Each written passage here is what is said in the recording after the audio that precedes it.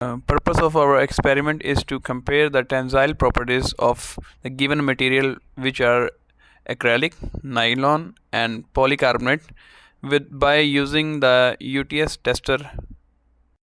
Before proceeding with this lab, please assure that you wear your safety glasses.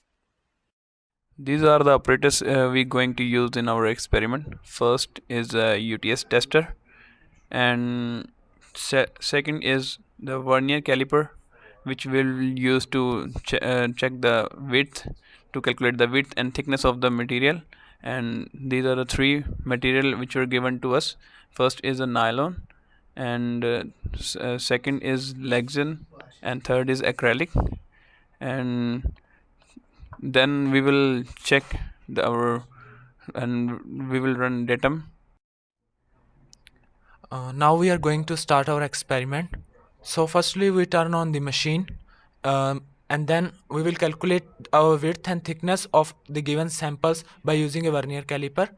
And we will set the vernier caliper to 0 so that it has no zero precision, and then we will calculate its values, and afterwards we will run Dentum software in the computer. When we are on the software, we will click operations, and then we will click on jog to enable the JAWS of the UTS tester machine. After clicking the jog, we are able to adjust the JAWS. Here we can see that the JAWS moving upward when we press and hold the switch at upward movement. Now we are going to load our first sample, that is nylon, inside the JAWS. Make sure we insert the sample first at the upper jaw of the machine, and it should be in straight direction. Now we will adjust the jaws with this switch and fix our sample perfectly inside both the jaws. We can adjust our sample by using the lower handle of the jaw, and then we lock the jaws by pushing the locks at the jaws. Now we are now finished with our loading of sample inside the machine. Now we go to the Dentum software and set the force and position to 0. Now create a new test sample file. Under Template, select Imperial or Metric. Under the Sample Information tab, insert your group's name in the Customer Name field. Now begin inputting the sample data, the name of the sample, and its dimensions. After the information has been inserted, press Apply, and when you are ready, press Test.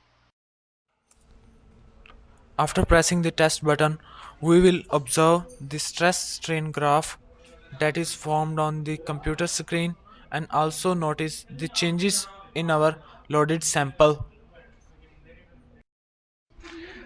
This region up to which the stress is directly proportional to strain is known as elastic region. The region where the graph takes a slight bend and does not obey stress strain linear relationship is called the plastic region. Here we can see the yield point. It is the point at which the material starts to deform plastically. After the sample has broken, you have reached the breaking point of that sample. Now remove the sample out of the machine. After the sample has been removed from the machine, name the file and save it. You have now completed one sample. Repeat these steps for the remaining samples. After all samples have been tested, it is time to compare them. Starting off with nylon first, the yield of nylon was at 2,597.43 N. The tensile of nylon was at 2,631.62 N.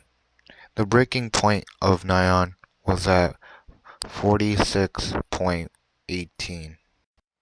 We now move on to acrylic.